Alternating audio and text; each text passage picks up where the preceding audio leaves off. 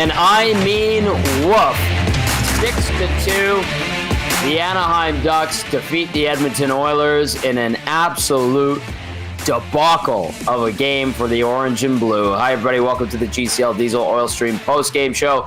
Tom Gazzola with you alongside Hernan Salas back at EST HQ. Of course, Matt Kassian, our game analyst, will be joining us shortly. And we'll also have a special visit from Reid, Wilkins, Reid and Jasmine working the Oilers locker room as we speak after an absolute disaster of a game against the Anaheim Ducks, who came into this one. Well, they're 6-3-1 going into this one. Okay. 12-13-5 on the road. Yes, more respectable than in years past. But you can't lose a game to the Ducks like that after a long road trip where you had a small bit of positivity on Saturday in a win in Carolina in regulation, and you come and lay an absolute egg against the Ducks. That was absolutely embarrassing. I mean, the score is indicative of that. But if you watch this game, you would have seen guys in orange and blue falling down for no reason.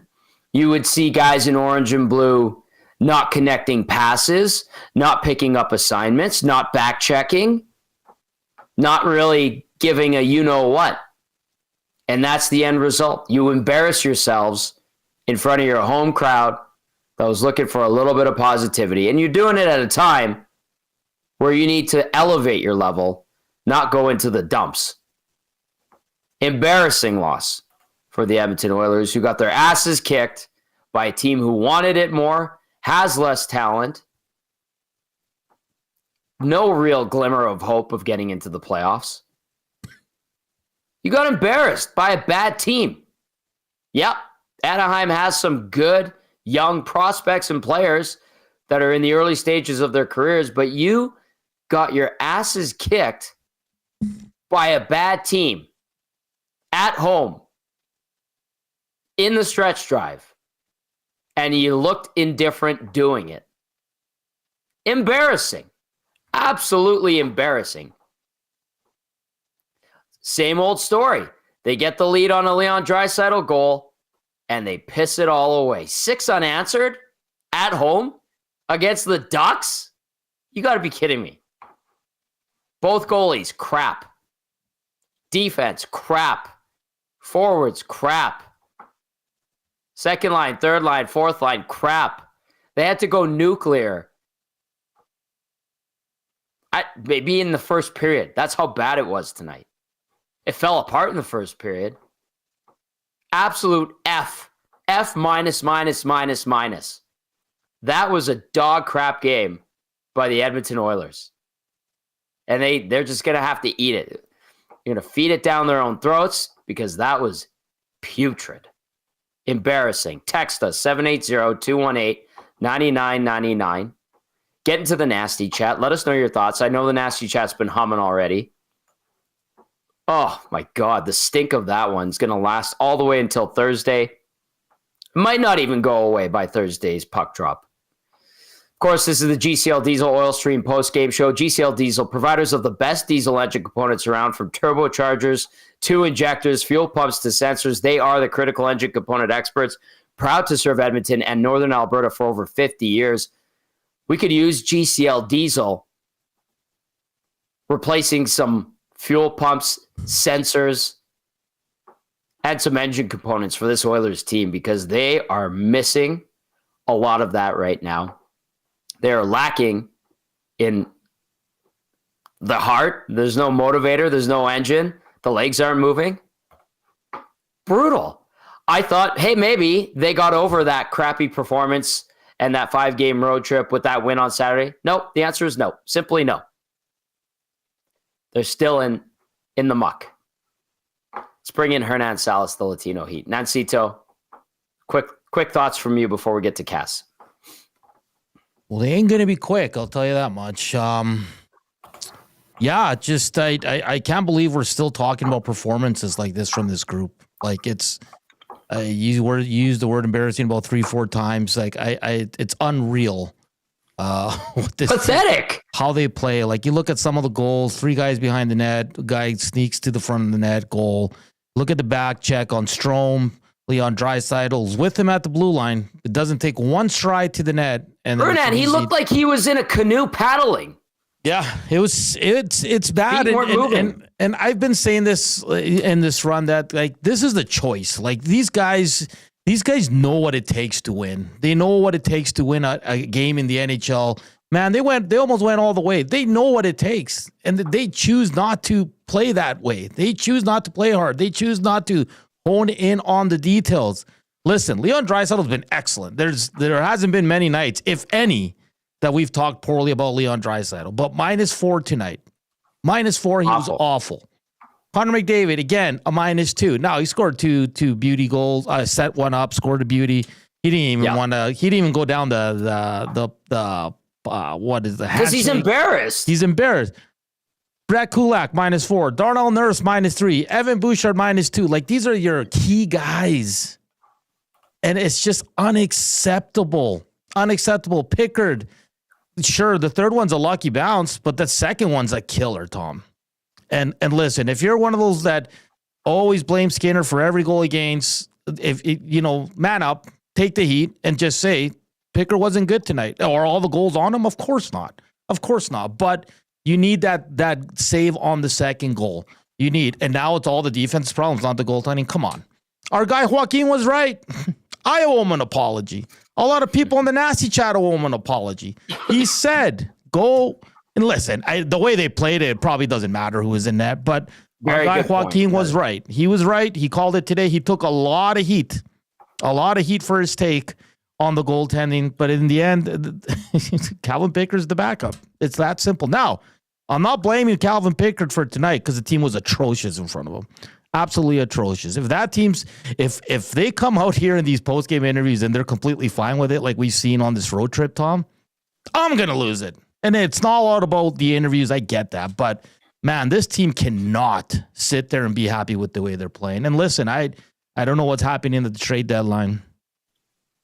I don't know, but is one player, 2 players going to help this team? Maybe, but it's the core here that needs to figure this out. They know what it takes. Today, what did I tell you, Tom, in the pregame show? Adam Enrique said all the right things. We know how to turn it around. We've been there. We're a veteran team. We know what it takes.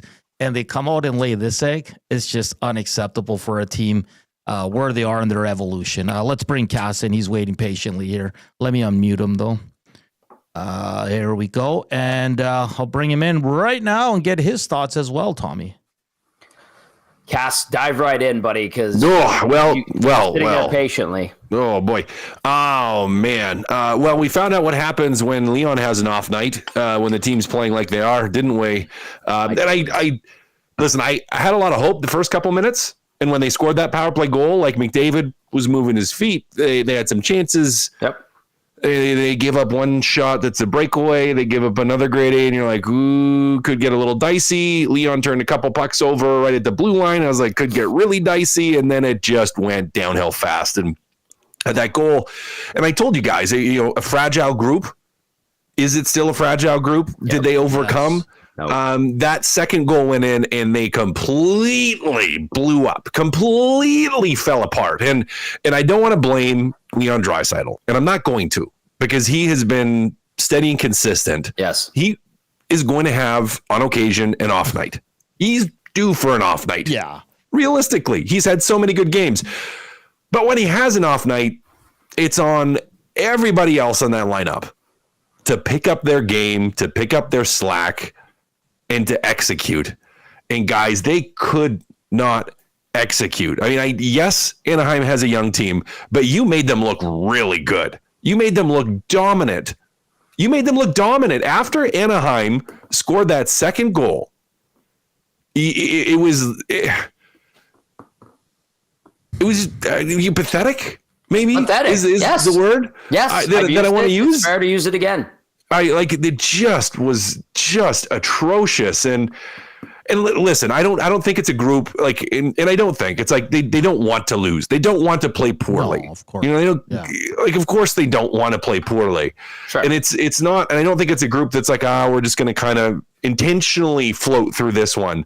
But they just are so fragile since the break and since they've struggled that it's just like any little bit of adversity and they fall apart. And tonight they fell apart, and it's a group that shouldn't have to deal with that. They shouldn't deal with that. They really shouldn't. You know, this is a group that has been through ups and downs. This is a group that has overcome. But just guys, like they're clearly still in the slump. And we talked about that before, where I was like, I don't know, you could see a really good game. I hope being at home, getting home food, you're getting into your routine, you're going to feel good. And it just, man, fell apart. But you guys said it, unacceptable, horrible effort, like just bad. But Cass, like you look at that start, like 5-6 minutes in, Anaheim had no shots. Oilers were in the offensive zone the whole time. Connor McDavid was flying out there. They're looking good. Yep. They get the first power play goal. How does one goal rattle them so bad? I'd understand if this was 7-8 years ago. I'd totally understand it, but not now. Can I add something before Cass dives into that? You're right, Hernan, but they gave up 3 shots, and I think it was the first 9 minutes. All 3 of those shots were glorious chances. Yeah. Yep. There was like a breakaway, a one-timer from the slot, and then another one. And I was like, okay, that's not good. And that was foreshadowing to what would be an epic collapse of spectacular proportions. But Cass, go ahead. I mean, fragile, right? Like I use that word. There's no reason this team should be that fragile. Confidence or no confidence, you know, slump or no slump. You should not let one goal by the Anaheim Ducks beat you. And I said it before the game in the pregame show, like what scares me about that game is if Anaheim scores first. Yeah. Right. Like they might fall apart. Now Edmonton scored first. I'm like, okay, maybe they'll be all right. And then Anaheim tied it shortly after. I was like, okay. And then they got that second goal. And then I was like, oh boy, it wasn't a strong goal. And then immediately after, it was just like, the panic button. I mean, that really is what it is. It's like they hit the panic button and then they continued to hit it over and over and over and over and over and over and over again and couldn't execute, couldn't get out of their own heads and just couldn't put anything together. And on top of that, you know, when you're reeling on your heels, and even the absolute backbreaker may have been that goal number 3, like the weird bounce. Like I get that it's a lucky bounce. Sure. Yeah, it was. But you have to be able to slide off of that too to be like lucky bounce. But just if you look at their body language as a whole after that goal, where it was just like absolute deflation. Well, and Anaheim sees that. And young guys that see an opportunity to beat a team that's more skilled and further along than you are, and they pounced all over it. Like, ugh. Yeah, they scored 12 seconds later. Fragile. They basically won the faceoff after they scored, took it into the Oilers zone, pushed the Oilers around behind the Oilers net, and then like a puck flickered out into the slot and Mason McTavish just slapped it home. You're right. They were done. It was over by then. It was over. Ridiculous. There's no more lessons for this team. Oh, God, no. They've gone through every which way to lose.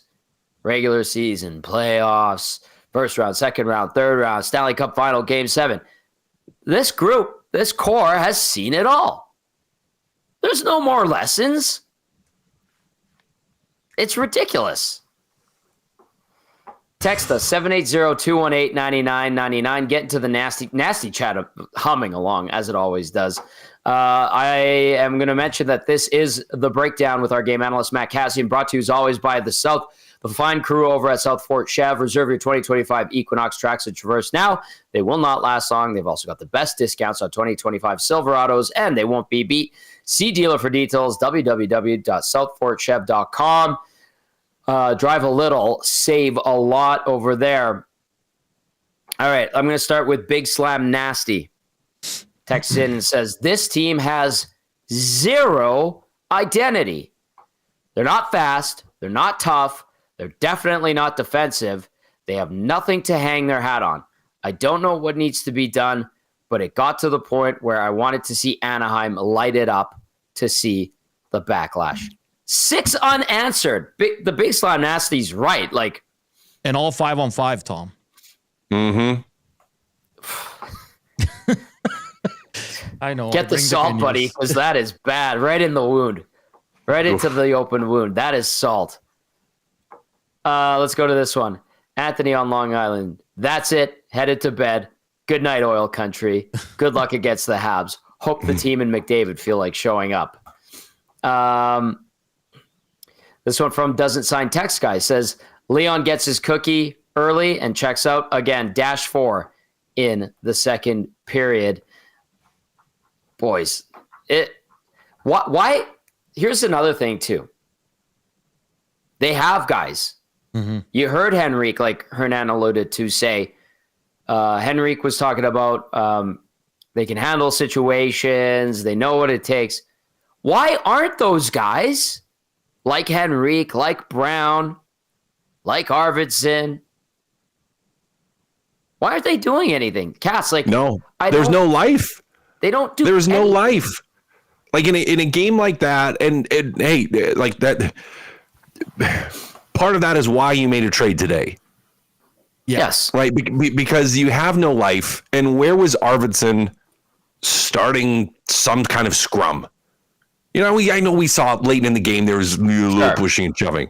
Too low. But where was he trying to take a run at somebody, getting greasy in the corner and just grinding a shift out? Where was anybody in the bottom 6 grinding it out for a shift, getting some momentum, playing in the offensive zone, being hard to play against? Like it was non-existent. And again, like this is a team that should know how to do those things with players that have done it before that should know how to do it. But it's just like no pulse whatsoever to try to get that game on track. I mean, that to me, and I know, and you don't need to necessarily go out and fight anybody, but it's like up 3, down 3. The old rule was up 3, down 3, start a brawl, right? Like if you're sure. in, I'd say it tongue in cheek, but kind of not at the same time, because it's just like, in the second period, you got nothing as a team. And if you're a Henrique, and again, you don't need to necessarily go out and fight, but do something. Say something, be something. So, yeah, I mean, the frustration is real. And I think the frustration from the nasty chat and from the fans is justified fully today. Because coming out of the break, we saw game after game of poor play and performance, poor execution, giving up way too many grade A chances, and, starting to build a little bit of hope. And then they just guttered it again. And your bottom 6 didn't help. And again, like I know Leon was -4 in the second period. Yeah. And I know Leon had an off night, but Leon has been consistent. Mm-hmm. He's been absolutely consistent. So I'm not going to harp on Leon. He did have an off night. Correct. But as a team, it's like you were forced, and Knoblauch is forced to play him because he's getting nothing from anybody else. He's getting nothing. Nothing. Right? Like if you knew Leon was having an off night, if he wasn't feeling it, if he was struggling a little bit, and you had other guys you could put out there, a third line that's just going to go and settle the game down, a player that's just going to go and bring some life and energy into the building and into your group, sure, go for it. But there's nothing. And again, that's why you made a trade today, guys. And Tommy, you, Reid, and Gage were talking about on the group chat. There's in the second period, RNH got a shot on net, and the puck was loose. And all 3 of you said the same thing. Where's the battle? He didn't battle. He stopped. No. He turned away and said, screw this. I'm not getting dirty here. It's 4-1 or 5-1 at the time of the score. But that's a point of, Leon gets a pass. He does. I agree with Cass. He's been fantastic this year. Where would they be without him?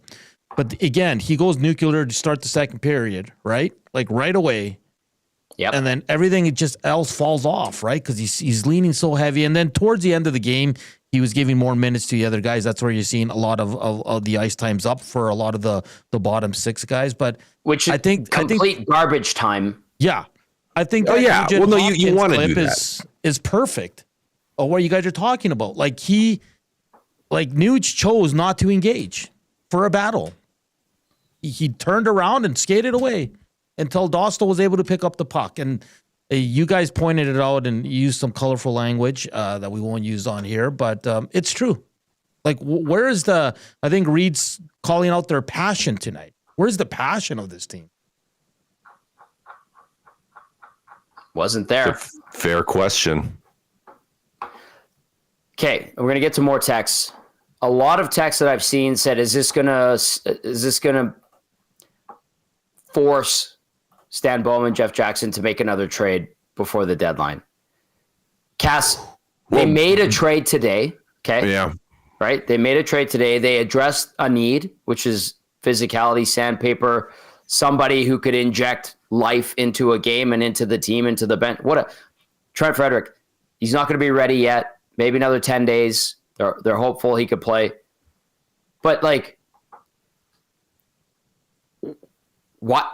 Like, does this force the hockey ops department's hand to make a trade? And I will add, hockey ops was not in the press box tonight. Oh, They were not in the press box at all. the war room. No, they were working it. They're working it, right? Like they are working the phones, watching tape, trying to find something. I mean, I think their hand was forced already coming out of this break. And we all knew that they need to make a trade for a defenseman to help. We all knew they needed a little bit more sandpaper in the bottom six. So they've started to address, they have to. Does it force them to do it? Well, I mean, it's not like you're forcing them to do it 3 weeks or 4 weeks before the deadline. I mean, the deadline's just a couple days away. Right. So it doesn't matter whether you do it now or on that morning. Yeah. I think the overall play the last 2 weeks has forced them to not even forced, but it's just made it more clear that there has to be a move. There has to be a change. They need to get more. You have to get more. Does it open up the slim possibility of goalie conversation to both teams? No. The answer is no. So that's out the window. Like they're sticking with these. That was never a thing. Okay, fair enough. It was never a thing. So the main focus right now is just the top four guys. Defense. That's what I mean. Yep. Yeah. Okay. Yeah. Yep. No, I just wanted to ask you because everybody's going crazy about the goaltending tonight. And I get it. You're frustrated with the goaltending tandem, sure. But I just thought maybe a little bit of hope for the fans that want a goalie, but you guys slammed that down pretty damn quick. So, and I understand it. And I'm not I don't think it's realistic. I'm not slamming it down because I think that the two guys that are playing right now are doing a superb job at the moment.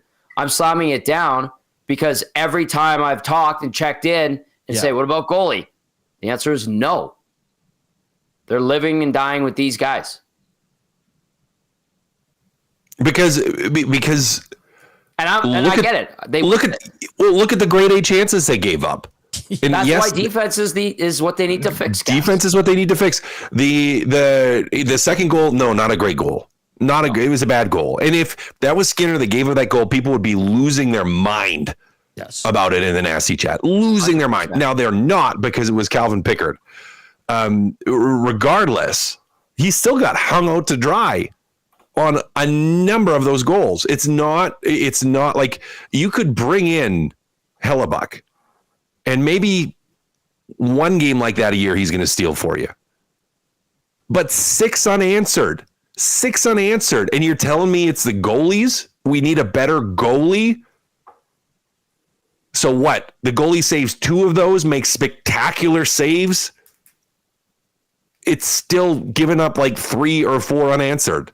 Like it's not the goalies. The first 3 saves Calvin Pickard had to make tonight before he let in any bad goals or the bad one, the backbreaker, the second one, were 10 Bell opportunities. Yeah. His first one, Tom, is a breakaway from the blue. Breakaway. Man. Yeah. Troy Terry, the leading scorer. Yeah. Breakaway. Yeah. But that's what I mean. The Oilers started well. They get the goal. They get huge saves from their goaltender. And that's still not enough for this group to be like, we're okay, guys. It's 1-1. Calm down. We'll be okay. Instead, it goes the other way. Like it's, yeah. You want to get to some text, Tommy? Yeah, I'll get to some text. Let's go. 780-218-9999. The Oilers get blown out 6-2 by the Anaheim Ducks. On their return home to kick off a 3-game homestand. 780-218-9999. Nasty chat if you're watching on YouTube. Hit that thumbs up button. Fire away there as well. Orca Driver, says, Jeff Jackson handcuffed this team in the offseason. I don't think I let him make a trade, and goaltending is not the cause. It is the result of poor play. SJ, not in the Kootenays, texting in, says, Nuge is a huge problem. Supremely soft. Gets second assists on easy power play time, and that's it. And there are never any demands or repercussions for him. Why would anyone else care? He's not having a good season, SJ. He's not. Nope. Hyman's not having a good season either. And then you've got about 5 other guys in the bottom 6 that do diddly squat most nights. The Oilers tonight, guys, played about as tough as a wet noodle. Yeah. All over the ice. And not fighting tough, just to clarify. Not fighting tough. But how many battles did they win? Yeah. What's a puck race? If you ask those guys tonight what a puck race was, they would look at you with a 1,000-mile stare. Like, I am being critical because they were absolute dog crap tonight. Tommy, is there any truth? I've seen a lot of people on X and on their nasty chat saying Ekholm didn't play the last 12, 13 minutes of the third He period. did not, but he's sick and not feeling well. He knew you weren't going to win the game, so sit him out. They sit him out. Okay. Yeah, because he was only at 17:59, which was the second lowest on the team, just ahead of Emerson by like 30 seconds. So, yeah, it's just rest him up. And so for all the fans out there listening and watching us, I don't think it's anything injury related. It's just more of an illness and probably holding him back a bit. What do you guys think about this one? Comes in from Mark. Says the Oilers are playing like a bunch of guys that got no movement clauses. Is there any more secret trade protection we're not aware of? Mark adds, they should not be concerned about making a trade at this point. The team needs a major shakeup. Watch Arbor Xhekaj run the Oilers show next game, and then Jamie Benn the next game. If I was the weakest guy on the crappiest team in the NHL, and I was afraid of big, strong hockey players, but I was super skilled, I would be salivating at the opportunity to play against the Edmonton Oilers right now because I know I could go around and do whatever the hell I want. Yeah. And I will have to answer to no one. Cass, question for you. That's where they're at. That Radko Gudas play on Hyman wasn't dirty. He's just a physical, strong finisher. Check, you look at the boards. Again, in our group chat, it's not called the nasty chat. In our group chat, it's like, where's the response? Now, I know Radko Gudas is scary and tough as hell. Well, Cass, do you need at least someone to be like, hey, that's not cool, and kind of grab him? Or were you okay with kind of the non-response? I don't think you need to have a response in that moment. Again, it's not that dirty. No. But the response needs to be, oh, you're going to do that? Look what I'm going to do. Right? Yeah. It's look what I'm going to do. Okay, you're going to hit our guy like that? Guess what? I'm going to start a scrum, and I'm going to grab Troy Terry, and I'm going to ragdoll him. Like that, you want to respond to that. It doesn't have to be in the moment. Now, I think it makes it worse because as a team, they're just not hard to play against. And again, you don't need to go and fight everybody. This isn't my day of playing in the NHL. It's different. The league is different. The game is different, and that's fine. However, there's a difference between just taking it and letting teams do it, and there's a difference of like, no, we're going to push back, particularly in that bottom 6, which is why you made the trade today, because yeah. Also, guys, how awesome would it be to have Radko Gudas here? By the way, that was a discussion on the regular.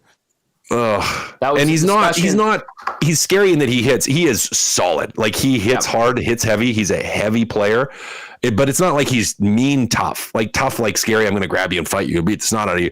It's just no. He plays the game physical and plays the game hard. In Anaheim, they have guys that do that. And they have guys in the back end that do that, right? Like Trouba's another one where it's like, no, they have guys, defensemen in particular, who play the game that way. And Edmonton is just you had no life, no response. And again, it's not like you needed someone to go start a fight with Radko Gudas after that, but you would have liked to have seen some kind of emotional response, some kind of fire, some kind of pushback, some kind of, screw you, we're going to take it to you if you're going to try to do this and you're going to hit us and whatever. But it's not there right now. It is not there. Emotionally, they are not there right now. Fragile, as we've said. Fragile. Radko Gudas, I know there was interest in him a couple years ago. Obviously, he's Anaheim's captain, but we were saying tonight in the press box, we had that discussion. We'd be like, he'd fit in really nice on that blue line. But that might be wishful thinking. I think it is wishful thinking, but I like wishing that thinking. Okay, that'd be a nice one. It's a nice thought. Peter texting in says, there was not one single thing to be positive about tonight. Not even Connor's 2-point night, because of how atrocious this team was in every aspect of the game. Peter, if we had a text of the night, that would probably be it, because it sums it up very concise and neatly in a little package. You guys want the Swainer stat of the night? McDavid is tied for the second worst plus-minus over an 8-game span in Oilers history. Draisaitl, -17 in 1920. Klefbom, -14, same season. Kevin Lowe, -14, 1979-80. McDavid, his streak is alive. So he's struggling. There's no sugarcoating it. 5-on-5 especially, right, guys? Today he gets 2 points on the power play. But, and listen, the plus-minus, you take it with a grain of salt. It's not all on that one player, right? There's more context to it. You got to look at the whole play. But Connor McDavid definitely struggling when it comes to maybe the defensive zone, because he was flying tonight, guys. It's the best he's looked in since the Four Nations.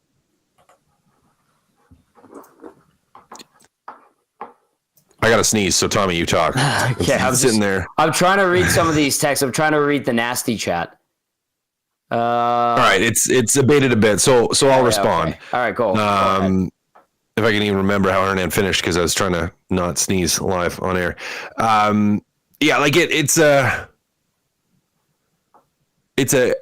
bad streak for McDavid, and it is not all on him. But I get back to just your team play as a whole, your defense play as a whole, which I think, because it's just not McDavid, right? Like, it is also Hyman, it's also Nuge, it's also their defense, it's also Evan Bouchard. Like, there's just, it's multiple things going on here that lead to that, and it's. Yeah, I mean,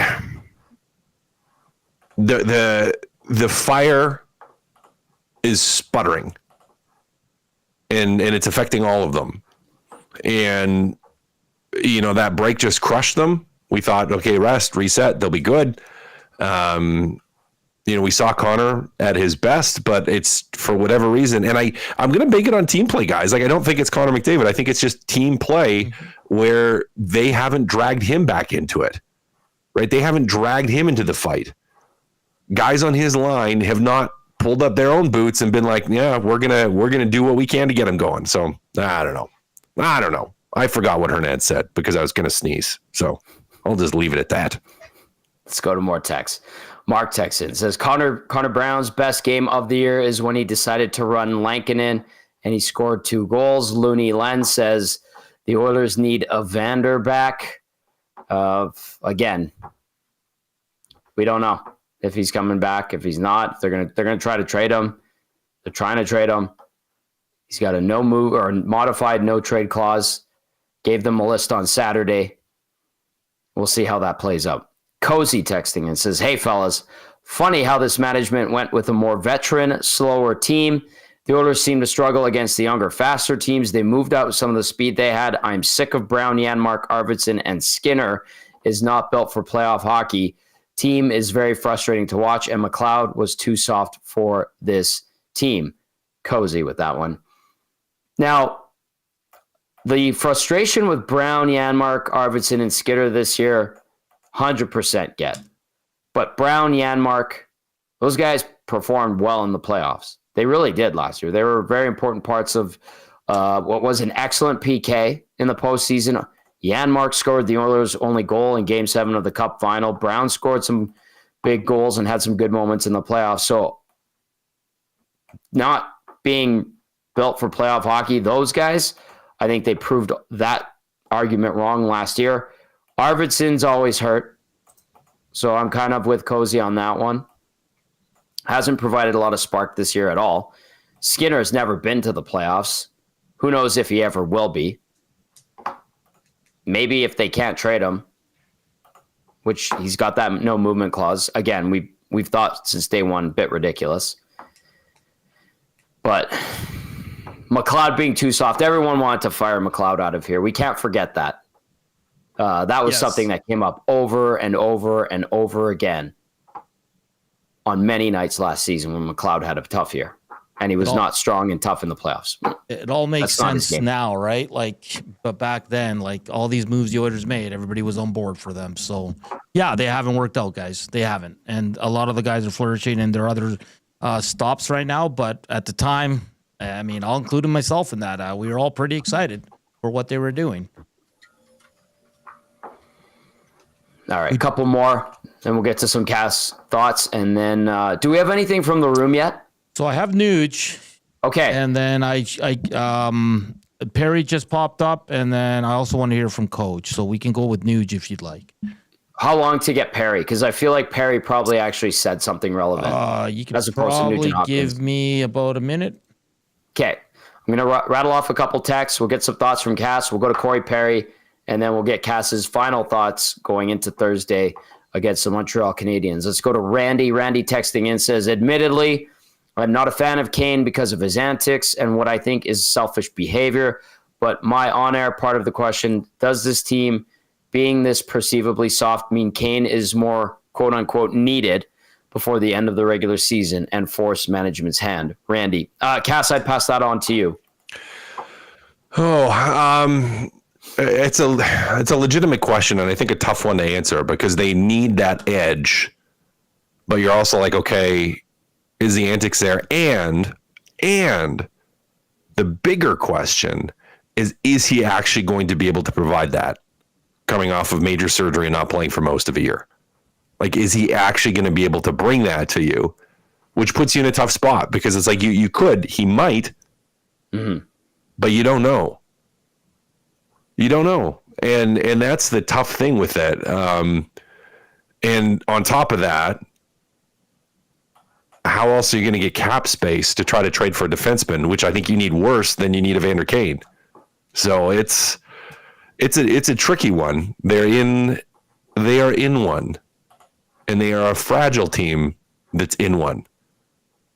Like, yeah, it's tough here, guys. It's going to be interesting to say the least heading into trade deadline.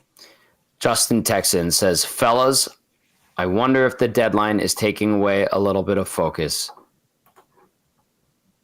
Well, 2 weeks ago was the deadline taking away focus? Yeah.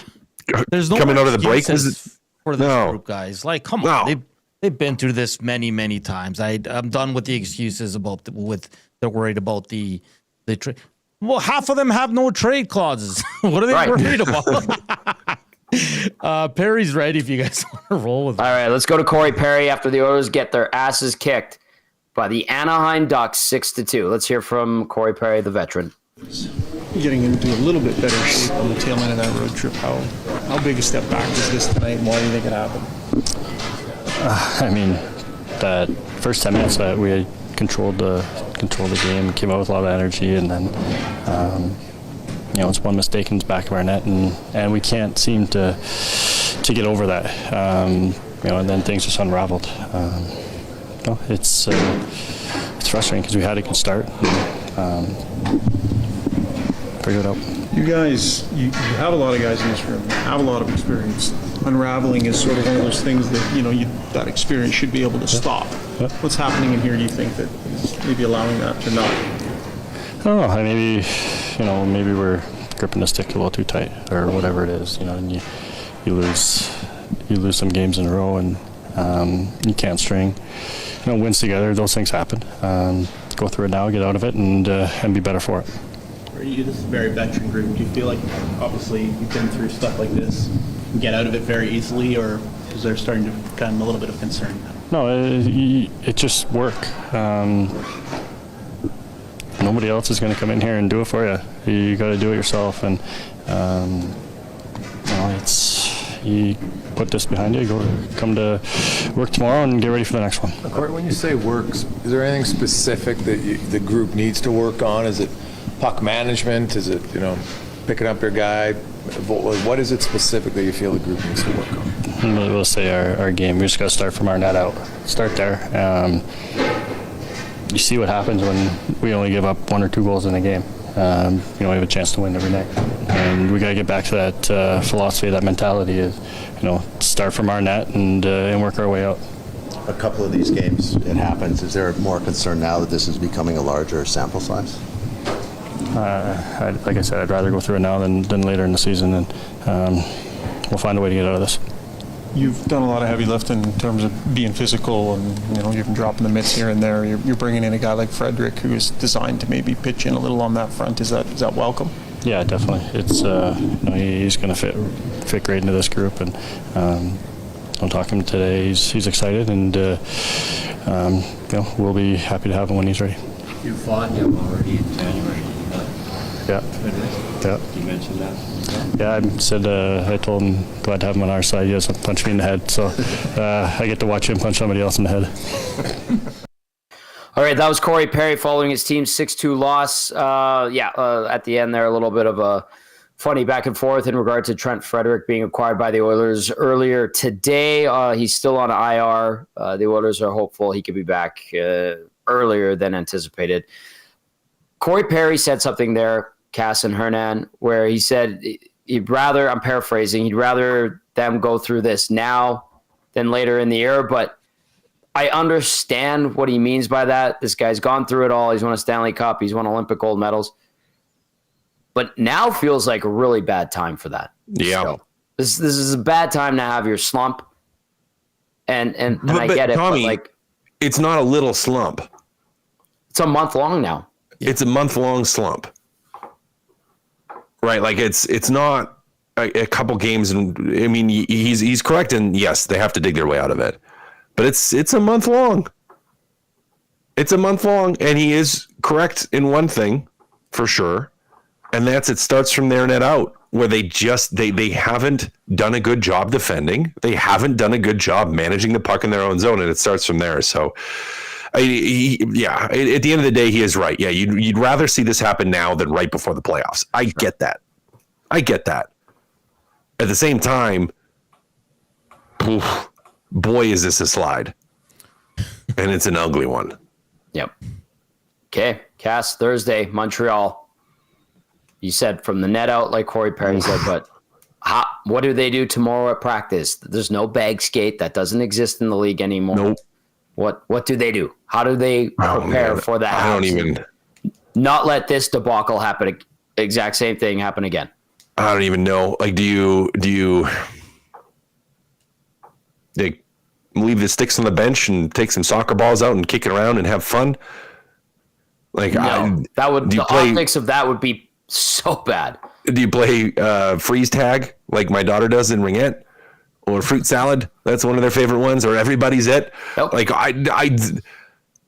the only way you're getting out of this, as Corey Perry said, and it's true. Again, veteran guy, been around, and I agree with him. Is you got to work your way out of it. And that does start with practice. So it means that yes, you're not going to get bag skated, but you darn well better have high expectations for yourself in practice from an execution standpoint.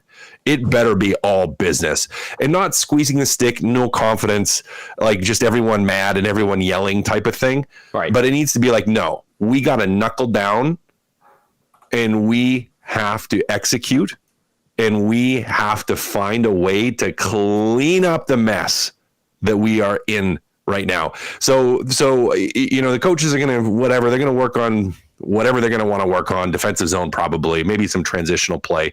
But like at the end of the day, the responsibility is going to be on those players, because most of them veterans, most of them not going anywhere, to execute and to execute at a high level. And it does start in practice. I mean, you want to prepare, be clean in practice. Be good in practice. Work hard in practice. Execute in practice and carry it forward. Because, if you had a sloppy day tomorrow, like you're not going to work your way out of it. And you need to find a way to do that. Cass, we'll see if they can do it in 2 days against the Montreal Canadiens. If they play like they did tonight, the Habs are going to embarrass them just like the Ducks did. Great stuff from you as always, my friend. We'll talk to you on Thursday. Sounds good. There you go. There's Matt Kassian, our game analyst, with the breakdown brought to you by South Fort Chev. Drive a little, save a lot at South Fort Chev. All right, I'm going to get to the Advantage Sports Medicine and Physiotherapy turning point of the game, just ahead of Reid Wilkins here at Advantage Sports Medicine and Physiotherapy. We treat you like the pros. Our multidisciplinary team includes sports medicine physicians, along with highly skilled physiotherapists, strength and conditioning coaches, and massage therapists. If you have a nagging pain you'd like to see go away, book your consultation today at www.advantagesportsmed.ca. And if the nagging pain happens to be Oilers related, not much Advantage Sports Med could do.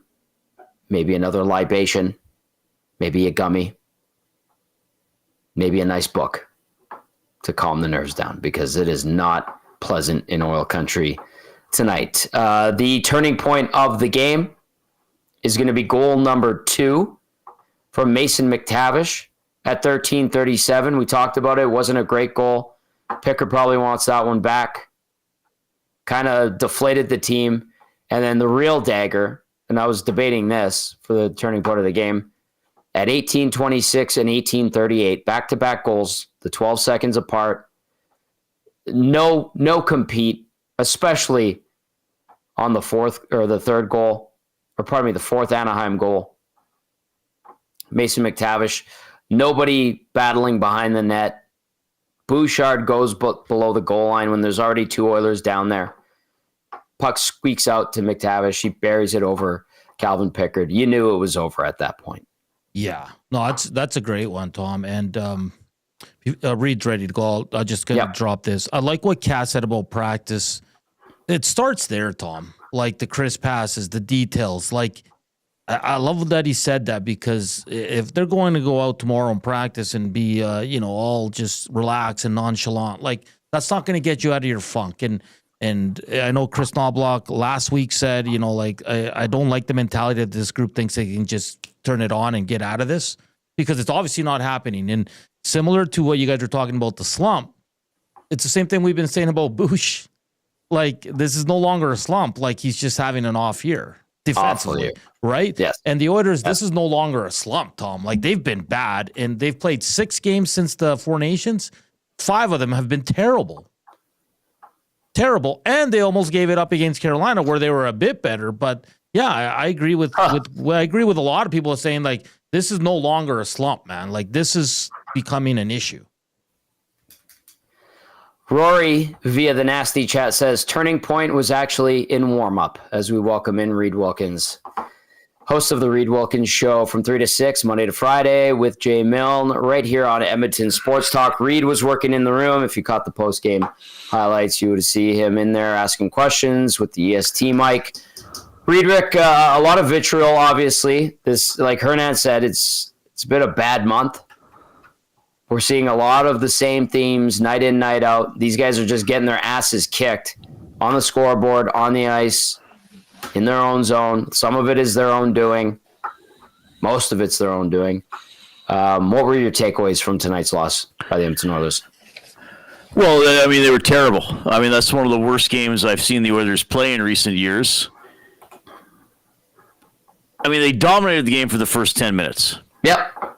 And I'm going to say this because I don't want to let the offensive players and the forwards off the hook. When you dominate a game to the extent that they did for half a period, you should score more than once. And I'm not saying a 2-0 lead would have won this game, given how putrid they played over the final 50 minutes. But that's what sports is. Not only how much of the game you can control, is how much damage you can do when you are in control. and to outshoot a team 8-1 or whatever it was for 10 minutes and only be up 1-0 and only having scored on the power play is an indictment of how poorly this team is playing offensively, as well as other areas. But I want to look at the whole game. Okay. So they own the puck for 10 minutes, only score once, and it was on a power play. And then they absolutely fell asleep. I mean, was it 4 goals in 7:39, something like that? It was less than 8 minutes. And then at the start of the second period, there was absolutely no response in any way. There was no forechecking. There was no back checking. There was no checking of any sort. There was no crispness. There was no precision. There was even no fighting. And anybody who knows me over the years say I'm not a big proponent of, well, you're down, so just go and start a fight. Maybe tonight somebody should have started a fight.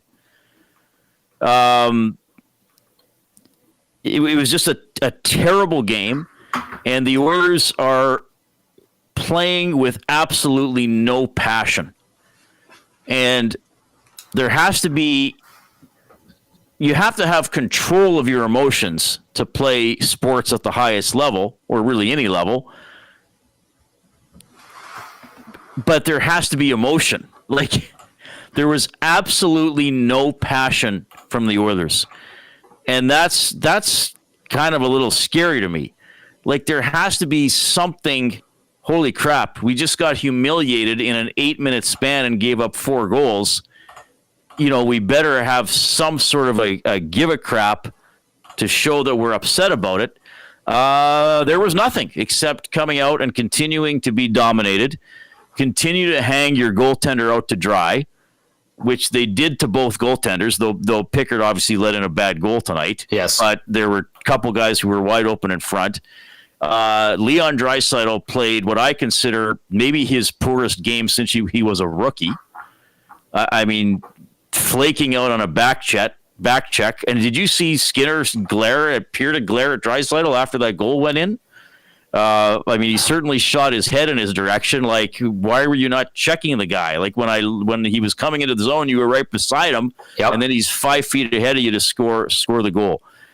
Like, there was pretty much nothing to like about this. Again, except for the first 10 minutes. Fair enough, they own the puck, but then you gotta score. Like, okay, so you've just lost 5 in a row, and then you won a game where you hung on in the third period, and then you actually own the puck for the first 10 minutes of a game in your own building against an exciting but generally mediocre hockey team. Like, 500 in the NHL is not a great record. The Ducks are going to miss the playoffs probably by 10 points or more. Yeah. Make them lose interest in the game early. Put the puck in the net. Like, actually finish. Actually get to the net and score. Make it 2 or 3-0 by the time the game is 10 minutes old, and have Anaheim sulking instead of giving them the opportunity to get back in the game, and then the Oilers sulk. Did you play Nugent-Hopkins yet? Nope. We could. Nugent-Hopkins says they were deflated. And I basically said, well, you guys haven't been deflating. You're a veteran team. Now all of a sudden you're deflating. Did you play Knoblauch? Nope.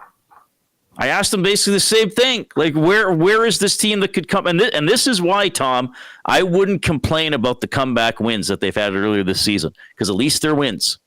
At least they showed some response and fought back. So I don't know where their spirit has gone.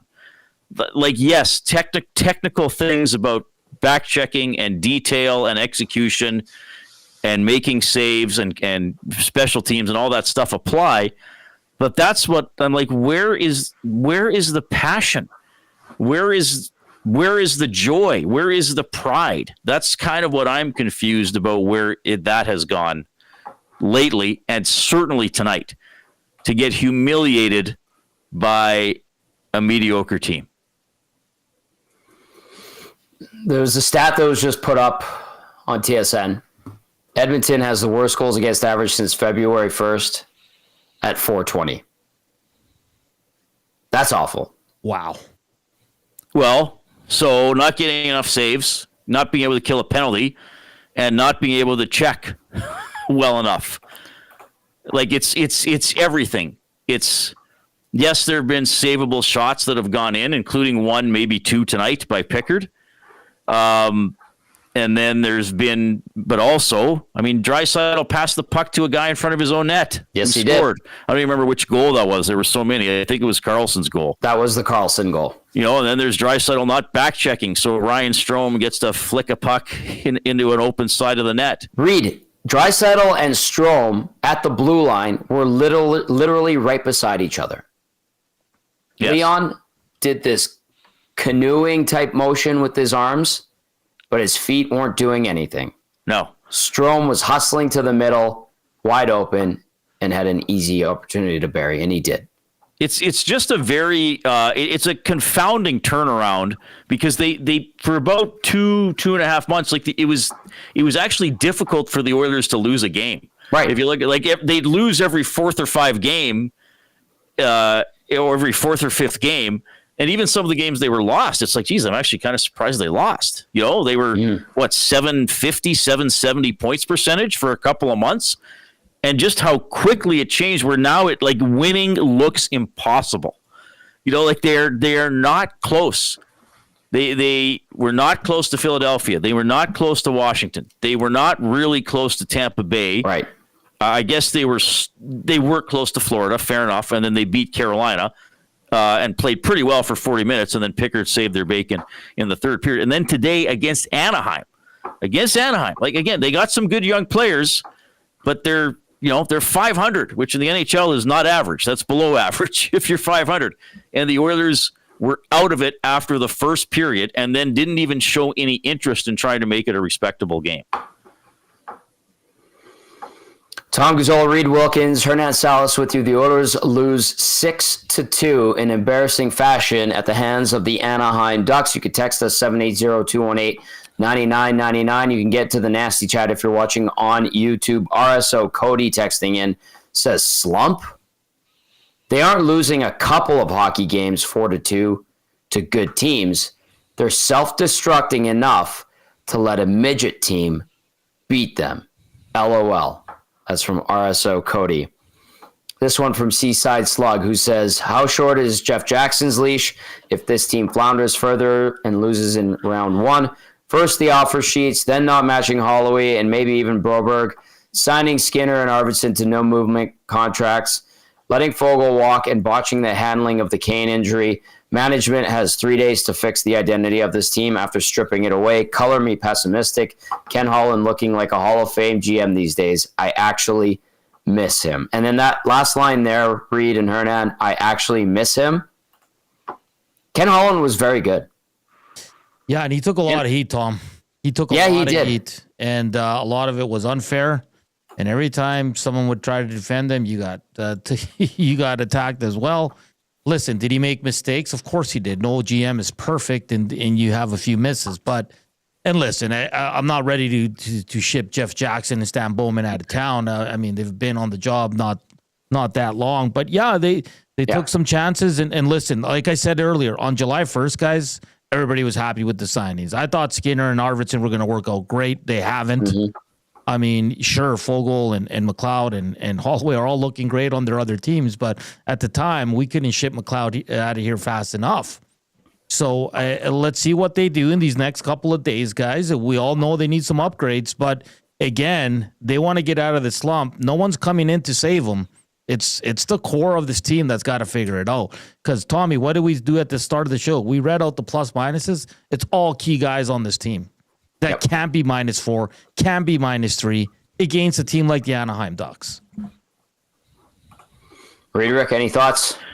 Well, I think I don't know how much of that person's text was serious or maybe just being sarcastic because they're frustrated, but I think Jeff Jackson's leash is quite long. Yeah. So I'm sorry to break that to everybody, but I don't think he's going to get dismissed if this team, collapses down the stretch and misses the playoffs. But yeah, I mean, I don't know if I want to go back and relitigate every move that's been made since then. And I think, a couple of the players who left probably weren't going to re-sign with Edmonton unless they were, paid more than maybe that people would have been comfortable paying them, like Fogle, for example. Right. But yeah, this is a big week for management because right now it appears that there are a lot of holes on this team. Now they're playing poorly. I don't think they're this bad. Right. I do think the team that played really well for 2.5 months is still in there and is still going to surface. But something is needed. Like Frederick sounds like he's going to be a good addition. Like Perry made the comment today in the scrum, well, he's going to be punching other people in the head instead of me. Like the Oilers need a bit of a head puncher, whether he's doing it figuratively or literally. And again, I think that I mean, we talked about Klingberg being an upgrade on Stetcher. He does not appear to be enough of an upgrade in my mind. I still think they should add a right shot D, and quite frankly, forget about his puck skills. Yeah. Get a block of meat to clear the front of the net and that can just get the puck started the other way. He doesn't have to join the rush. He doesn't have to fill in on the power play. He doesn't have to do any of that. He needs to defend the front of his own net and defend down low and get the puck out. And then forward, we'll see if they can get some other Frederick type of player. Or I see Nick Bukestad's name is floating out there again. He was a good fit. He was a good fit. So they need a little bit more juice and a little bit more beef. But as you guys referenced, and I'm sure some of the listeners are referencing as well, there are guys at the top of this roster who aren't players who were added in the offseason. I mean, we can blame Arvidsson and Skinner all we want. McDavid's minus 4,000 or whatever Hernan said from Brian in the last 15 or however many games it is. Yep. Leon, who has been excellent, was bad tonight, but mostly he's been good. Hyman always puts the work in, but he's not getting the results. Nugent's season is not what you would hope from him overall. So, there's part of the core of the team that you could say is not living up to their standards from previous seasons. So that's adding to it as well. What do you think happens on Thursday, Reid? Well, at this point, why would I predict them to win a game? It's like when they were playing well, I said, why would I say they were going to lose? This is what I thought was going to happen in Carolina. Right? You did say that to me tonight. When I said they were going to lose 8-2 or 9-2, instead it happened tonight. 6-2 to Anaheim. Mm-hmm. So, why would I predict them to win a game given how they're playing? They're going to have to prove me wrong. So I think Montreal is going to come in here with a lot of energy, be bolstered by probably a few thousand fans who will pull the Habs jerseys out of the closet. And Knoblauch called them. I hope you guys can get to Knoblauch. Yep. You said you only played Perry, right? That's it so far. We will. Yeah, Knoblauch used the F word again. He used the fragile word again. Okay. Ooh, so, probably, delicate. Probably an energetic game by the Canadiens that the Oilers can't live up to, and Montreal gets out of town with a win. Oof. How crazy is it that Montreal's coming in more confident than this Oilers? Like, they're coming in feeling pretty damn good, or the Oilers are like, man, what if they score a goal? How are we going to react? Well, if they go poorly, as they demonstrated tonight, the Oilers, the Habs have had some nice stretches this year. Oh yeah. They really have. They've found ways to do that. Now, they haven't been able to sustain it, but they have put together some really nice stretches. And, maybe they can high step into here and high step out of here with a couple points. I mean, the Oilers have certainly set themselves up for that possibility, and they have no one to blame but themselves, I would say. Yeah, I mean, a lot of it is just they're not playing anywhere near expectations or near what they set. It was kind of like they had 13 bad games and then about 35 good games, and now it's been another 12 or 13 bad games. So hopefully the turnaround is coming soon, because it's pretty frustrating this late in the season. Yes, I hate the timing of it. Trade deadline. Because if I was the manager of this team, and I know that's absurd to think of me being a general manager of anything other than maybe a boutique comic shop or something like that. But if I'm the manager of this team, I'm sitting there thinking, okay, how do I evaluate this team? Yeah. How do I evaluate this team? That almost couldn't lose. They got nearly, over. I think it was over 3/4 of its points for, in a significant part of the season, and now they look like they fundamentally have forgotten how to play hockey. Yeah. So what do you need to rescue? Well, right now, everything seems to be needing to rescue. Whereas it was 5 weeks ago, it looked like, I just need to tweak a couple things. Reid, they fall down. They fall down on the ice, unaccosted. That's how bad they are right now. Well, not Multiple just guys. Arvidsson? You're not just making fun of Arvidsson sliding around? Podkolzin toe pick tonight. I think Klingberg had a toe pick. Bouchard can't stay on his feet when he's got the puck on his stick. They literally fall down. Arvidsson not only is always on falling down, guys. Have you noticed he's been fanning on a lot of shots lately? Yeah, 2 swing and a miss today. And listen, it's not just Arvidsson. I'm just pointing that. There's a lot of guys. He's been doing that all year, I think. He tries to one time it and he misses. Yeah. Riedrich, your game is always at an elite level, and it continued tonight. I thank you for your time, and I look forward to seeing you tomorrow in studio. Avengers assemble. I like it. There's Reid Wilkins, the bookbinder himself. Catch him tomorrow with J Milne, 3 to 6, right here on EST. All right, we do have some time. Reid brought that up a couple of times. Maybe we run Knoblauch. Sure. How long is Nugent-Hopkins, by the way? Just 250. Knobber is 4 minutes. Okay, let's play a couple minutes of Knoblauch, and we'll play it by ear if we get to Nugent-Hopkins. Okay, here's the head coach. It appeared to be a pretty strong opening 10 minutes, and then it obviously flipped. I mean, what changed so drastically for that 4-goal outburst? I thought our start was outstanding. Thought we're skating well, moving the puck, spent a lot of time in the offensive zone. We scored the power play goal.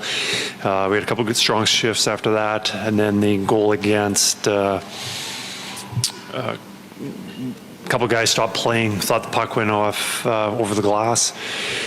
It didn't, and we got caught goal against, and after that, we're a fragile team, and when things aren't going well, we lose our game. But I thought our start was exactly how we needed to play, and guys were ready, and then a little bit of adversity, and we were a shell of ourselves. So you've had comeback wins this year, or games you've been down and at least made interesting. Where's that gone? I guess where has that fragility sort of crept in from? Yeah, this is usually a team that can handle any amount of adversity. They've done it numerous times last year, this year, but right now it's just, it's a tough time in the season. But that's a good question. Tough night for your goaltenders. You made the change after the first period. Just thoughts on the play from Pickard and Stu tonight? Yeah, well, that certainly wasn't the performance that Calvin had in Carolina. 4 goals in the first period, and there's some breakaways. There's some opportunities where they're left all alone, like their first goal against. So,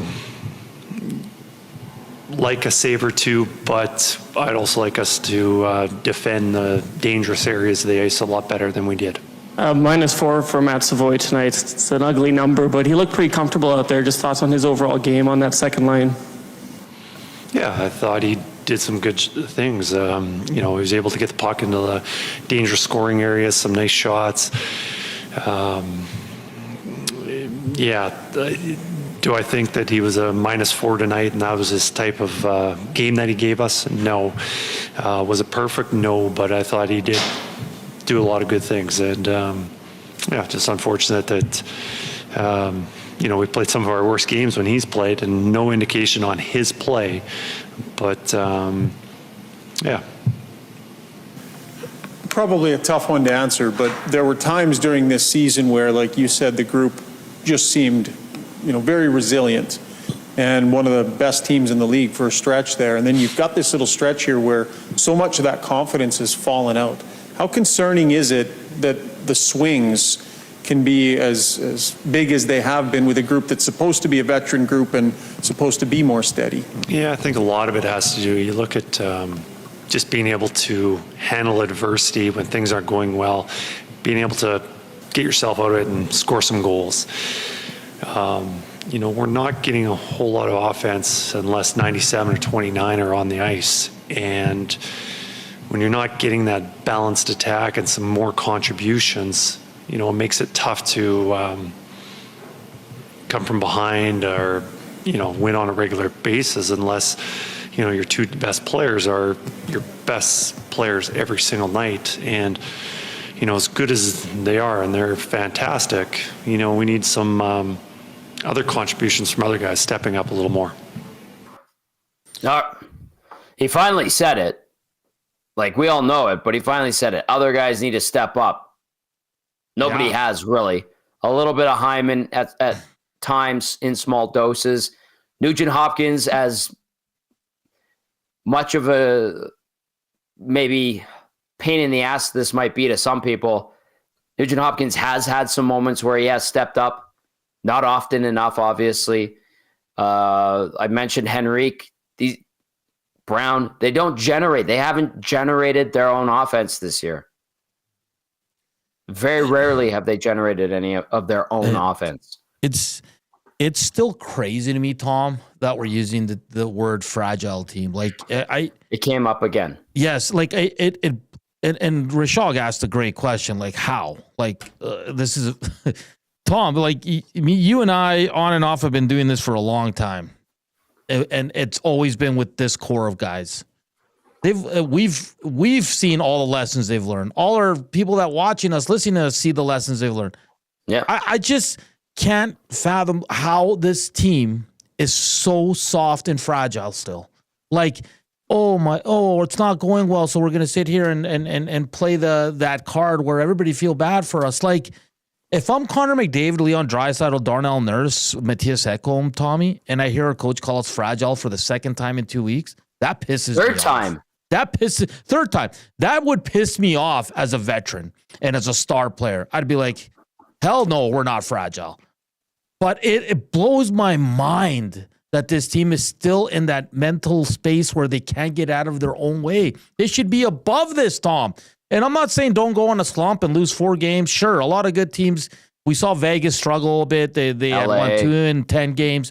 Sure. But this is, like we've been saying, this is no longer a slump. Like, they're playing poorly. They're playing terrible, embarrassing. You said it off the top. Like, how are you still a fragile team? I mean, if that doesn't hit home to the core of this team, Tom, nothing will, man. Like you said, third time he calls them a fragile team. Fragile to me is soft. They're the oldest team in the league. How the hell are you fragile?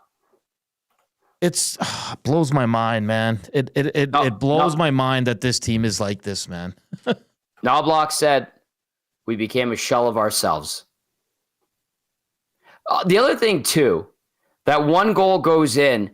Where did they think the puck went out of play? Yeah, good point. When he said that and a couple guys stopped playing, like, I didn't see that. Every single goal that Anaheim scored, at no point did I go, oh, that went out of play. Yeah, that was a bizarre one. I got to go back and watch that, Tom, because that caught me too. I was surprised by that. My goodness. All right. Do you want to play Nugent-Hopkins? You said it's like 2 minutes. Oh, we can if you'd like. Okay, let's run it. Then we'll get to a couple texts to wind things down, and we'll get to the player of the game. Obviously, it's going to be an Anaheim Duck. If you pick an Oiler, Hernan Salas. Oh, I got my pick, and everybody's going to love it. Good. Here's the Nuge. But obviously, something flipped after that. So what happened when they had that outburst there? I mean, we just kind of started to sit back a little bit too much. We got deflated and not the response that we needed after they got their second, third one. Deflated is something you guys have prided yourselves, I think, on not getting a lot as you become an older team. So how come that has crept in maybe 3 times over? I don't know. I mean, it's something that we talk about. We obviously need to address a little bit more, but we know that that's not the way that we do things. So we'll get better. You guys felt a little better about your game on the tail end of that road trip, like it was coming. I mean, this seems like a pretty significant step back from where you wanted to be at that moment, right? Is that fair? Like, you thought you were going in a different direction here? I mean, 2 good games to finish. Obviously, didn't get the win in Florida, but competed, played better tonight. First 10, like Reid said. I mean, That's kind of was our MO there, but got away from it. We can't let that happen. We've talked about it a lot lately. Is just continue to bring energy on the bench, talk to guys in the room. Same thing. So that's something that we got to keep trying to get better at. Is there any inkling that things are going in the wrong direction this week? No, I mean we know we know where we're at the last few weeks for sure. There's no delusion there, but at the same time, we also know what we're capable of, what we have in this room, and we know we can get back to it. But this is crunch time, and you can't just flip a switch. It's not just going to happen because we say it's going to happen. We got to show up tomorrow and work and push each other to get better. Tonight's you guys have added in Frederick, big guy that skates and hits and that sort of thing. Do you feel like an injection of that is okay for this group? Yeah, I mean, I think anytime you add a guy like that, it's going to be good. He plays hard every time he's on the ice. You're aware, and he also has some finish around that. So I'm excited to have him, but it's not like you bring in a guy or two guys or something and things just magically start to change. We got to fix it, address it right now in the room. Is there any positives to take out of facing adversity this late into the year? Well, I mean, we'd rather obviously face it at this point rather than come playoff time, of course. But like I said before, it's you got to correct it yourself. It's not a flip that you just switch, and we'll start that tomorrow. Okay, there's Ryan Nugent-Hopkins. They better start that tomorrow because they've dropped 6 of their last 7, and they get the Montreal Canadiens, who've won 5 in a row, coming in on Thursday night. Hernan, Salas, let's get to the Damon Bunting Real Estate Player of the Game. Damon Bunting, consistent top-producing realtor in the greater Edmonton area for over 17 years. He and his team would love to help you find that right home or make the move from your current home. Check him out, DamonBunting.com, or visit his Instagram at Damon Bunting Real Estate. Hernan, take it away. I'm going to go with a personal favorite. A lot of good choices from the Ducks. Cutter Gauthier was great. Leo Carlson scored a beauty. There's a lot of good performances, but I'm going to give it to the good old veteran, Radko Gudas. 1, because I like saying it. 2, +5 on the night. 22.53. 5 hits, 2 block shots, 1 shot on net. +5, Tom. Outstanding for the old guy there. Best beard in the league, one of the best names. Radko Gudas gets the Damon Bunting Player of the Game for the agency. The agency. All right, we're going to rewind things down with a few texts. Reno texting in says, Podkolzin has done absolutely nothing since he was moved off the Draisaitl line. Seemed like good chemistry, but Knoblauch moves them around and seems to have affected him. Yeah, a shell of what he was. He's struggling among many others. Taco says, boys, this isn't the same team as the one that went to Game 7. They have 6 new faces on the team, which makes up 33% of the roster. Changing 1/3 of the team was a big mistake. It also doesn't help that a few of those players that they added are leftovers from other teams. All of this is not a recipe for success. On a side note, has anyone else noticed that the team has not done well since they picked up Klingberg? I'm not saying he's the reason, but they haven't been good since his addition. Klingberg's first game, if you're wondering, was January 30th. Of course, they signed him a week or 2 prior to that. The Oilers went on a 3-game winning streak against Vancouver, Buffalo, Seattle. That first game by Klingberg was an overtime loss. Then they lost to Toronto. They beat St. Louis. They beat Chicago. Then the 5-game losing streak. Then the win against Carolina. And then the loss tonight. So that's the record with Klingberg with this team and in the lineup. Of course, he did not play in one of those games. He was a healthy scratch. They got Troy Stetcher in there. And, I mean, I don't know. I don't think it's a Klingberg thing. I mean, he hasn't been great. They've been pretty bad in front of their goalies, Klingberg included. But, yes, that's something that has come up. Dirty Curdy says, this team appears to have too many holes to fill, handing out no movement clauses. Finally, get one win, and the arrogance creeps back in. So many players can be fired into the sun right now. Just apathy, and soon staring the idea of possibly missing the playoffs if this continues. Looks like a goalie is almost a given now. There's going to be no goalie, Dirty Curdy. Simple as that. And I'm not saying it. I'm just telling you they're not getting a goalie. Every time I ask, there's no plan to get a goalie. Another text says, play to the whistle, boys. Doof says, man, it's tough. I've been to 12 games this year and 9 have been losses. Felt like they swapped the goalie for a traffic cone. And Godfather gets this one. Fragile team is getting old from the coach. Didn't mind the first time to hopefully shake up the group. Now he sounds like a guy with no answers. Early exit, and Joel Quenneville will be coming down. Oh, boy. One thing's clear, Tom. This team's not as good as it was last year. And we'll see what they do in the next 2 days. They were a few weeks ago, they looked better than last year. Yeah. They were in a better position, and it's been pissed away in the last month. Pissed away. We'll see what happens Thursday, Tom. I mean, that's not going to be an easy game. You know how it's like when Toronto comes, it's going to be a nice little Montreal base there at the game. They're playing well. They're feeling confident. They're pushing for a wild card spot. They know the Oilers are fragile. So they're going to bring their best, man. I just want to see what the new lines tomorrow and who's in. And Skinner's going to get the star. We all know that. So we march on, my friend. We do. The Oilers absolutely soil the sheets tonight against the Anaheim Ducks. What a mess. 6-2 they fall. 1 win in their last 7 games. The only people who can clean it up, them. And they better do it quickly against the Montreal Canadiens team that'll ride into town with a 5-game heater. The Oilers could get run over. Or maybe they surprise all of us and pull off a good game. I don't like their chances at this point. Big thank you to everybody who texted in. Big thank you to everybody who got into the nasty chat. For all of you who watched, appreciate you. Same to all of those who listened, maybe on your way home from the rink.